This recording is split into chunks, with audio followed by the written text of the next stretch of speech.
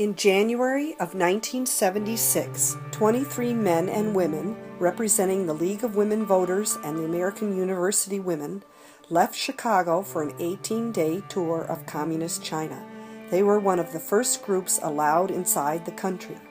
The U.S. did not officially recognize China at this time, just 4 years after President Nixon's historic visit in 1972 that ended 2 decades of hostility and isolation between our two countries. The Chinese showed the group their communes, hospitals, factories, and schools. They visited the Great Wall and Tiananmen Square. They traveled by bus, train, and plane to Canton, Shanghai, Nanking, Yangzhou, and Peking. They enjoyed good meals and had many experiences. In honor of that trip, the League of Women Voters spoke with Ann Wolfe and Louise Rome, 2 of the 23 League members who went to China, to give a short oral history of the voyage. Arriving there was a real high point because we had been talking it, and there we were, one of the very few who had the opportunity to see this incredible country, and it was exciting. It was a real high. It was cold. We came and went in January, and I wore a fur coat, which I was told not to do because they would think that was terrible in China, that I would wear fur. But I decided it was more important for me to stay warm. I wore a red coat, and I was the only one who wore red. I'm in every damn picture because I had red on. I don't remember not eating very well. Yeah. They put the food out in big bowls, and you just helped yourself to what you wanted. Right. Most of the time. I don't remember that we had a serving where they actually had the plate with the meat, the vegetables, potatoes, or whatever.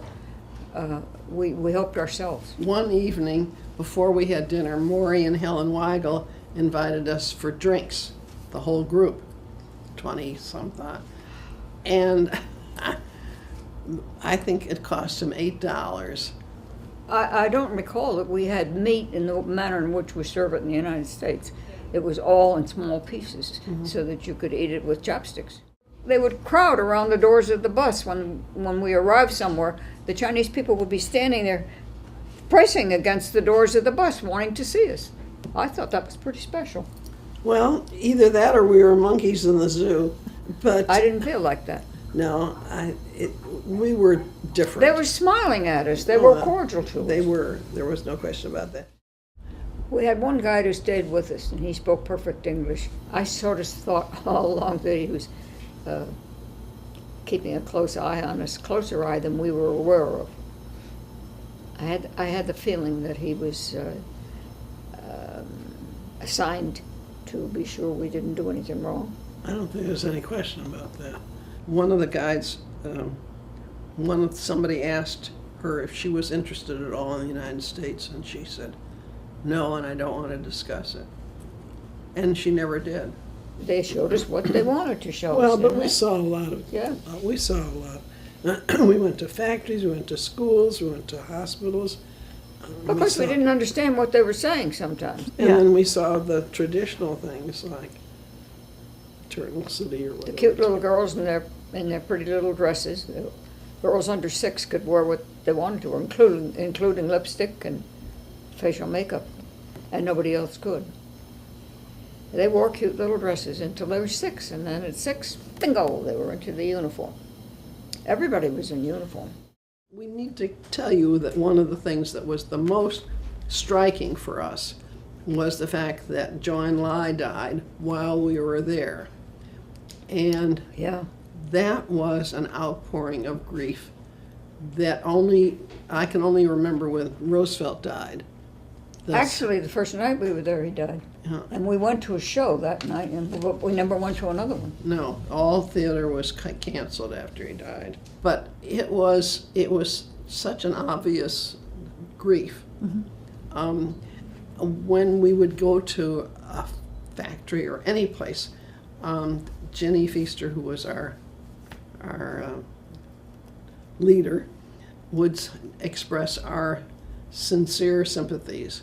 And often the man or woman who we were talking to, the tears would start raining down their face, and they would tell us how much they appreciated the fact that we had also shared in that grief.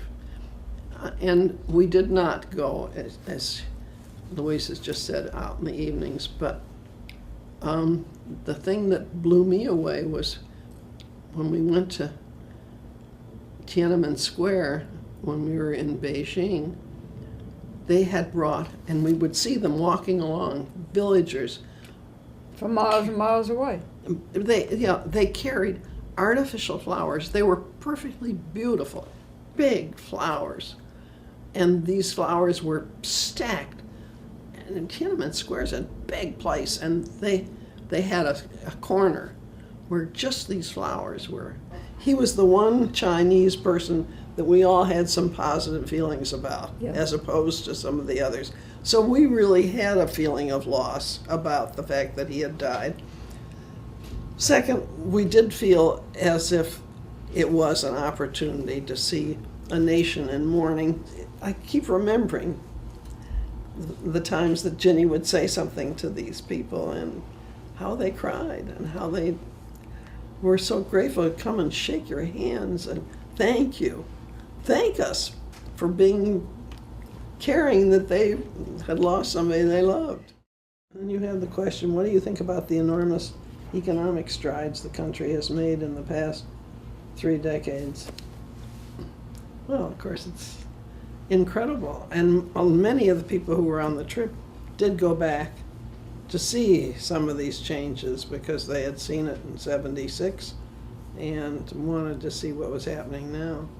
For instance, in front of the hotel in Beijing, there was a big wide street, and you'd see an occasional car and mostly bicycles. And now, it's the other way around. Now it's jammed with cars and an occasional bicycle. We were one of 3 groups in all of China at the time we were there. Yeah. And one of the things that blew me away was sitting in that Shanghai airport for hours and hours waiting for our flight, and one plane came in a city of 8 million people in I think 4 or 5 hours. It was so far away from what we were used to. It was hard to think of that kind of a change happening, particularly because the countryside had so many millions, billions of people. They were so poor, and they had so little. And we saw houses where people shared kitchens that were minuscule and had no equipment. They were cooking on open fires in the kitchens. I really felt sorry for Although them. there were some very nice apartment buildings. Yeah. Modern apartment buildings. Not very big. Tiananmen Square is huge, absolutely huge. Yeah. I can't imagine how many miles it is. It was wonderful to be able to go through all those buildings, and fascinating. We saw them doing Tai Chi and yoga or what have you in Shanghai. It was charming in the mornings. They would all go out on the parkway there, and it was lovely. It was a fabulous trip. Really was. One we all absolutely were thrilled we had been on. We had no idea it would be so great. It was really a great jumble trip. of things, It was a great trip. I felt terrible that other people couldn't do it because it was so outstanding. Well, thanks to Ginny, it never would have happened without her. She just kept after it.